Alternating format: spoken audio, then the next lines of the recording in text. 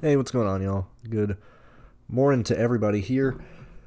When I look at New Hampshire and I look at this race, I look at a race that has gone green traditionally. Yes, I understand, we had the Sieg and Raleigh crash happen, but when we look specifically at the Xfinity Series races here at New Hampshire, we typically do see a race that's just ran away, that nobody even really contends with each other. If you think back 2 years ago, that's when Christopher Bell just ran away with the field. Let's go ahead and look through this real fast. Let's go ahead and look at Loudon, just to give some background information, since I kind of had to blow through stuff when I did the video on Friday or Thursday. I don't remember. When we look at our last two races here, actually Christopher Bell won last year. That was my bad. When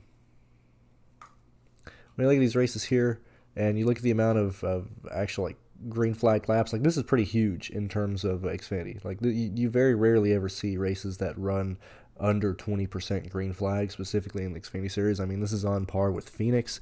This is on par with other short tracks. Even Richmond is like that. Typically on these short tracks, outside of just pileups and stuff, and this is an early one in the race, we just typically don't see a lot of wrecks, and we typically see only about, this had 13 people finish on the lead lap. We can see that, yeah, sure. Actually, this is the Cup Series. Sorry. I saw the first Christopher Bell win, and I was like, that's it. That's what I'm doing. Sorry about that, but it's still the same. We still see, percentage of race right under yellow is super small. This was last year's race. This is, like I said, this is huge for Xfinity. And when you look at the, some early DNFs, they didn't finish due to mechanical failure. Look at how many laps these guys go down. This is on par with Phoenix. Okay. And I'm assuming no, that was it. That was straight up. I was thinking we got some waiver rounds late in the race, but that was 17 drivers left on lead lap at the end of this race, and we see, Riley Herbst. Not Riley Herbst. We see Jeb Burton. He starts first. He quickly gets passed. Christopher Bell starts 14th. He's able to get through both these guys. AJ Allmendinger takes over from Jeb Burton, and then, Bell just has the fastest car. He leads when we look at last year's race here. Percentage of race right under yellow, a bit higher, but when you look at the amount of crashes that happen, this is just two drivers involved into stage 2, accident. We have a big red flag here. If you remember this one last year, they had to clean all the debris. It was huge just because people were getting stupid. They were trying to make things happen late in the race. But for the most part, when we look at the amount of laps led, and this one was more spread out just due to different strategies. We do see that with Xfinity, whenever people pit and stuff. Some people, you only have a certain amount of tires, and so if you pit and you're specifically racing for the lead, as Ty Gibbs was here, and he was involved in the wreck, that quickly gives up, people being able to lead and stuff. Hopefully that makes sense. I just didn't go over this on Friday, so I figured I'd talk about it here. I would lean more towards this race going like this. We typically, even if you go back more, we'll look at 18, 19, and 17 for a percentage of race right under yellow. 14, 16, and 7. We rarely see this race have a ton of yellows and stuff, and we typically see 1 to 2 drivers just mainly control the race here, and it's typically the guys who start up front. It's typically the guys who have the best cars. It's just, there's no comparison. So when we look at this race here, your 3 contenders for this race, in my humble opinion, I think it's Nemechek's race to lose. Honestly, Chandler Smith has the best pole selection, or has the best pit selection. He's starting first. He's $9,900, which is a pretty huge discount. So when I'm looking at this race here, I'm viewing Chandler Smith, Nemechek, and Allgaier as my main contenders here to lead laps. Oops. And we're looking. That's not it. I would absolutely try and get these guys in lineups, whether it be 2 or 3 of them. I don't know how many lines I'm going to do. I'm certainly going to do some with 2 of these guys, and that'll most likely be Chandler Smith and Nemechek, because I think those are the 2 guys who have the best chance of doing it. When we look at Richmond, and this might point you towards Sammy Smith, this might point you to Cole Custer, but I like the fact that it's just going to be Nemechek and Chandler Smith. I don't think Barry is going to really contend. I don't think Allgaier is going to contend right off the bat. When we look at Richmond, it was gone. It was Joe Gibbs way out in front. Absolutely no reason they lose that race. But everybody pits. They stay out at the end of a stage to try and get stage points. They end up going a lap down. And Joe Gibbs absolutely threw that race away with Nemechek and Sammy Smith. Now, we've seen a transition between where Sammy Smith was in terms of speed that he had. We're seeing other people catch up, and I think we're seeing other teams slowly catch up to Joe Gibbs, and specifically Colleague. We've been able to see that more and more. Now, this will be a real tell what Austin Dillon can do when he was in there for Auto Club. We really didn't see him do a whole lot. But Kyle Busch being in that car, we saw that he wasn't able to elevate it to the winning car, but he's certainly elevated, Colleague in general. The reason I'm bringing that up is because we've seen Chandler Smith have speed. We've seen Colleague really work on fixing their cars to not have so much trouble in dirty air, and we're at a point where we're able to see Colleague be able to, I think stand on even ground at this point with certain drivers on. With where Joe Gibbs is, with where Junior Motorsports is, and I think short tracks are where they are, or at least the flatter tracks, like flatter intermediates. It's a shame we don't go to Kentucky. I think they'd probably be pretty good at Kentucky this year. Anyway, these are the three guys I'm focusing on. I'm not really going to waste time with Barry, Jones, Custer, Sammy Smith, Austin Hill, Austin Dillon. I just don't see the point in building that way. A lot of my lineups. Now, a lot of them are wanting me to throw in all three of these guys. I'm probably going to just throw in two for the most part. But once we get back down here, I think, we can very easily talk about Ryan Sieg and Kaz Gralla. Both go into complete backup cars. I answered this in the Discord in terms of Sam Hunt racing because Sam Hunt is getting help from Toyota. We've seen them be a Toyota satellite team in the series. It's just a shame that their drivers are ass. I mean, I like Kaz Gralla, but at this point it's been a bit of a disappointment with what he's been able to do. Mosak is just Mosak. I don't know why we're wasting time with these guys. Like, put in Weatherman, put in other guys who are actual good drivers. Like, I'd love to see Josh Williams have an opportunity in the Sam Hunt car. I think they could actually do a lot. But Kaz Gralla is starting last. They've busted their ass all night to get a backup car going. Now, this is not a situation where I believe that backup car is going to be, running mechanical issues. Sam Hunt and that crew is like a real team. It's a real crew. Like, I'm not concerned about that. Yes, it'll have no practice. Yes, it'll be brand new.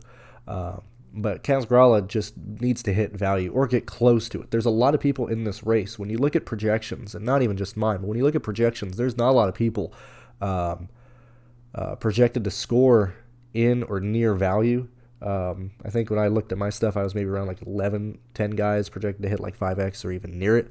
A lot of the people from truly Alex LeBay down to Greg Van, that's 21st to 36.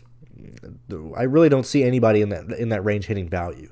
The main contenders for that would probably be Raja Caruth, but that's really more him going from 27th to finishing 18th. That's not really going to get you there. You can maybe I don't know if I want to go to Joe Graff Jr. today. I've kind of already done that. Burn enough money with that, but he has a chance of maybe going from 19th to 11th. But he's been pretty horseshit. Weatherman, Brennan Poole, this is where they are. This is where they're at. I find it very difficult that they're going to be able to go from where they're starting into the top 18, just because they, even when you look at their practice speed and you see what they were able to do in practice, they're clearly, they take care of the car in practice. They qualified a decent time, and they qualified right where they should be. Weatherman, Poole, these guys should be 23rd and 24th. That's where they're at. Kyle Sieg, maybe 26th to 19th or something, but still, I don't really see a lot of that. Patrick is not going to move up. Ryan Ellis is not going to move up. Stephen Parsons, just due to his pricing, is playable. Perkins, Mason Massey is playable. I'm really concerned about CJ. We've been through this time and time again to where CJ is probably going to spin out even if he's by himself. Chad Fincham. So at this point, from 20th and 21st to 36th, it's more of the value play. It's more of where these guys at in terms of pricing. And so The only guys in this range that I see that you could play are possibly Perkins, possibly Parsons, and Chad Fincham, to be honest with you. And Chad mainly because they don't have speed, but NBM needs some fucking finishes in this. Like it's unbelievable. They've only made like 3 races this year, and they're going to lose you at least amount of spots. So that's more so my reason of why Ryan Sieg and Kaz Grala can finish 21st and 22nd, because that's where they should be. That's where that equipment is, just off the trailer. They should be faster than these guys. So at that point, it's these 2 plays that I want to focus on. It's these 3 guys up here, and then just mainly filling out whoever I can get to at that point. I don't know how likely it is that like Riley Herbst gets up there, but he's shown pretty good speed at short tracks. You know, Sheldon Creed at 9,000, 17th if you can get to him. And I assume you're probably going to get to him if you're only playing 2 of these guys, so it'd probably be like Chandler Smith, Nemechek, Sheldon Creed, building that situation. But past that, it's just trying to fill in as many guys as possible. Like my only runs here, you know, they're telling me like Josh Williams. They're telling me a lot of Chad. They really are. I'm being told to play a lot of Chad Fincham today. The only concern is it's like lineups that leave little more money than I want to. Typically, if I'm paying for somebody there, I want to be at like 48 or 49.8, 49.9. But I don't think there's really much reason to go out of what projections and builds are saying, man. It's going to be really difficult for a lot of these guys to pay off their price tag, specifically if it's just a run away from like 1 or 2 guys. This race is going to go green. That means we're probably going to have like 16, 15, 14 guys left on the lead lap. If your guy gets lapped, you know, he's just trapped there. He can't move up, and so on and so forth. So that's kind of where we're at there. Let's see what you guys are saying this morning. What's going on, AD? Thank you. This is at 9. This is at 9 my time, 10 a.m. Eastern. Yeah.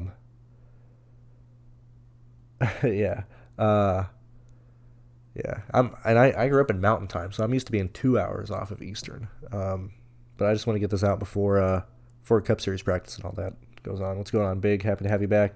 What do you think of the Chalk 4600 guy? I mean, I assume Chad is Chalk. I assume that's the situation. I'm going to play him. I have no issue playing Chad. It's a shame he hasn't made a lot of races this year.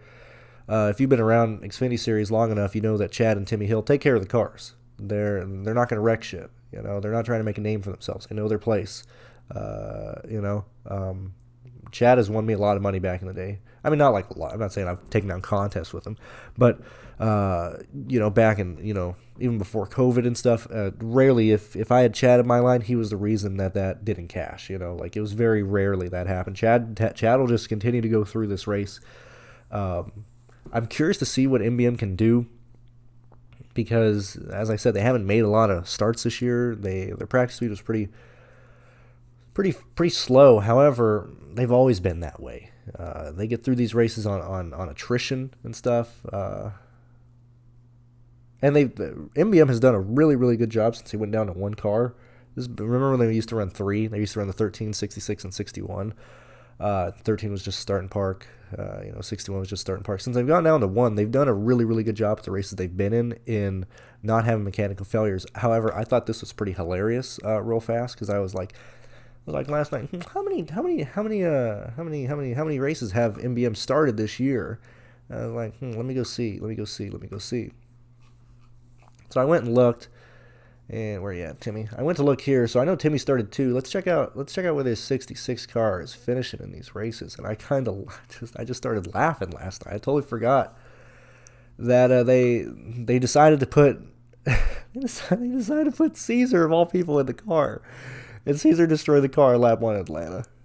That is what destroyed the season for MBM. Because they missed Daytona on speed, okay? They had to make Fontana. They had to make Atlanta. They did that. Caesar finishes last. They end up with no owner points, okay? Mason starts the race at Richmond, starts 38th, 32nd, 38th, 31st.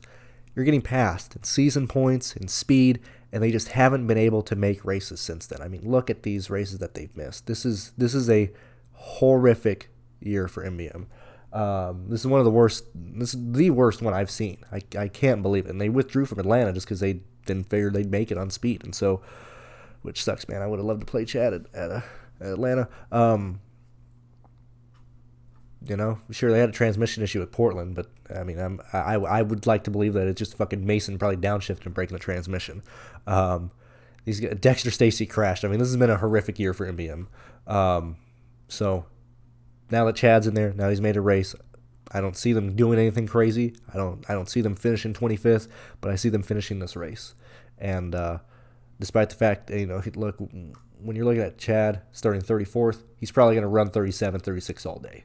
Okay, but that's a hell of a lot better than somebody like Ryan Ellis who's starting 29th and probably going to run 31st. And now, I could be wrong about that, but man, this is a flat track. Your car's either going to have speed or it doesn't. We see in qualifying how these guys are in times. Like, this is where these guys are at.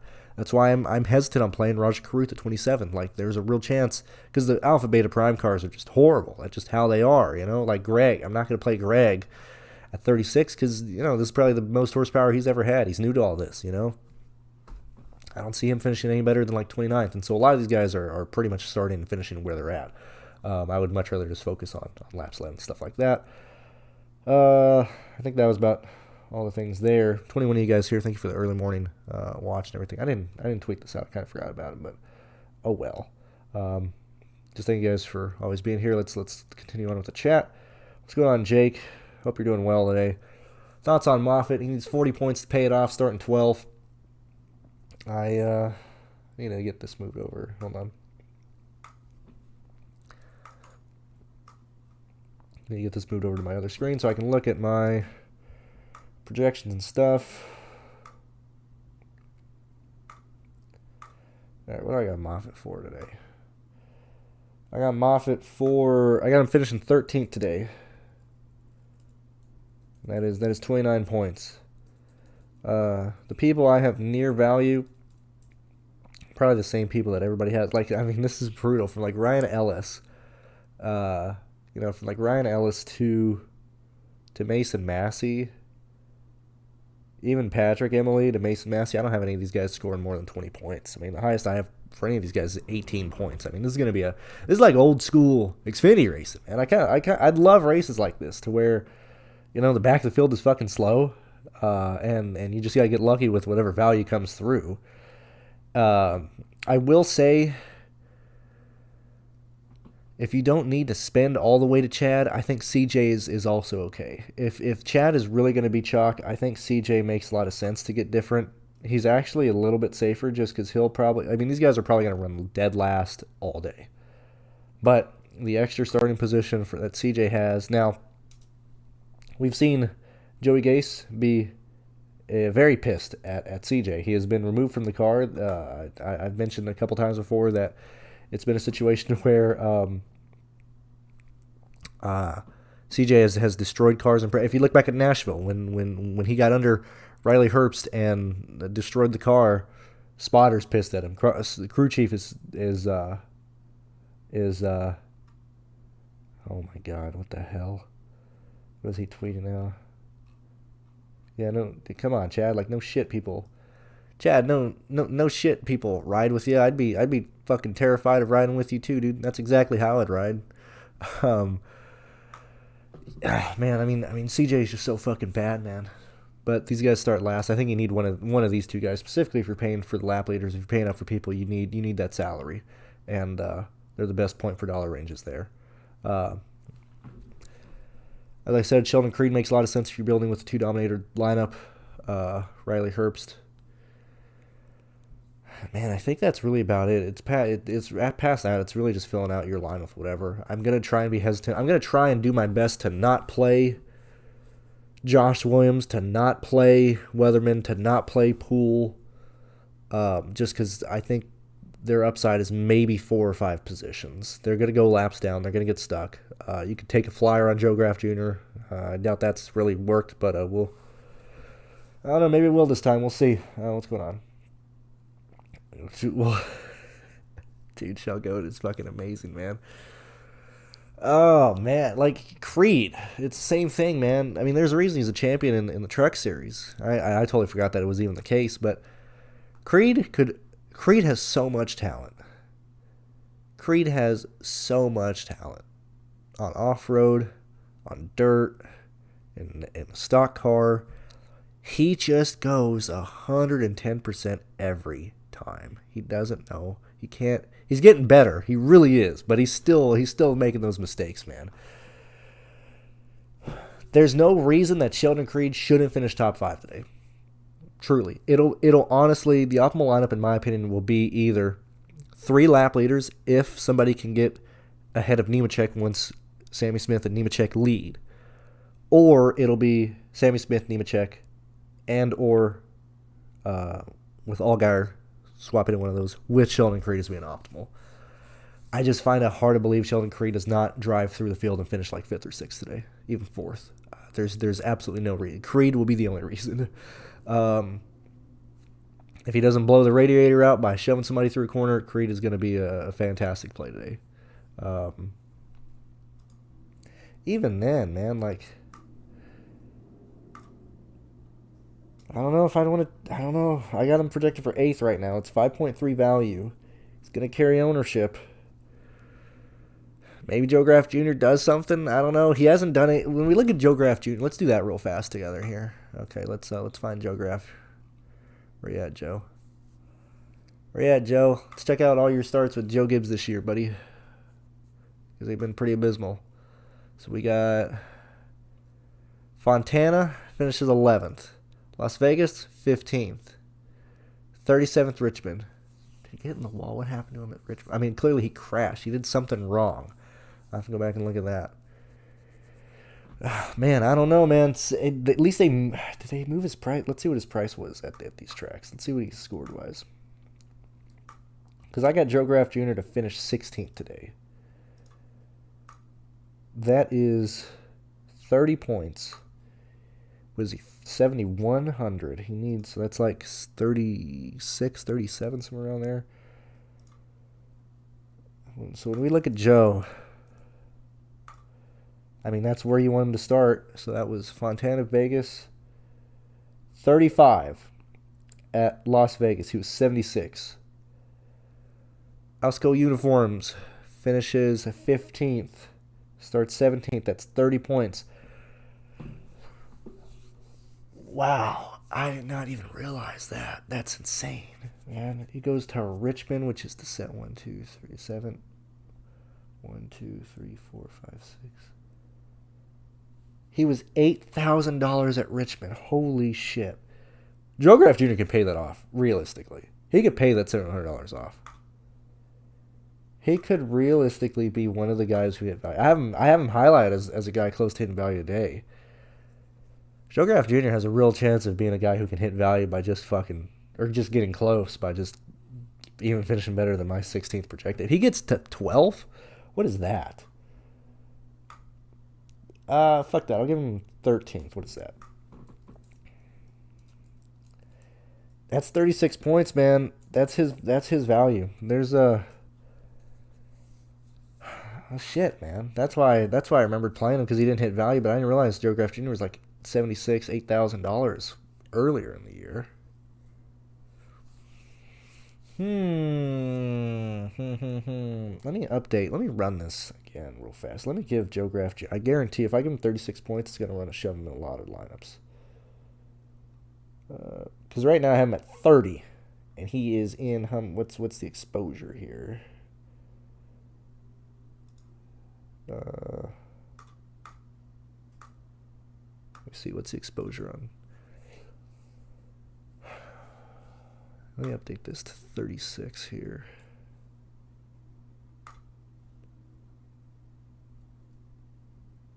What the hell? Where'd Joe Graff go?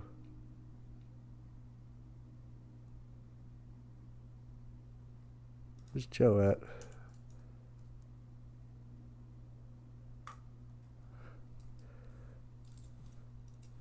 If I give him 36, Joe Graff Jr. jumps up to a 40% exposure rate.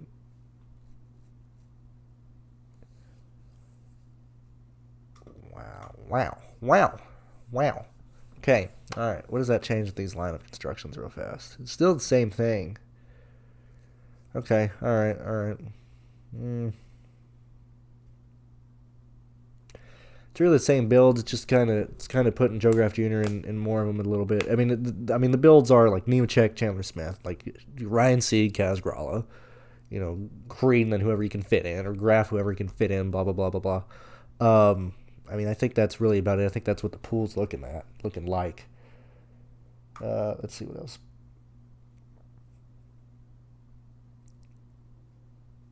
Thank you, dude. I'd kill the drive like Sheldon Creed, man.